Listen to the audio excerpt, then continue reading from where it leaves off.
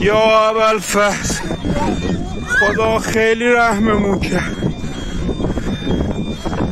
یا ابوالفضل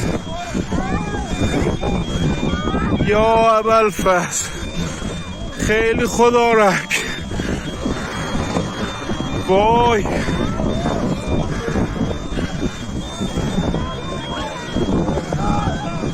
هواپیمامون با مصیبت واقعا دیگه فقط امام رضا.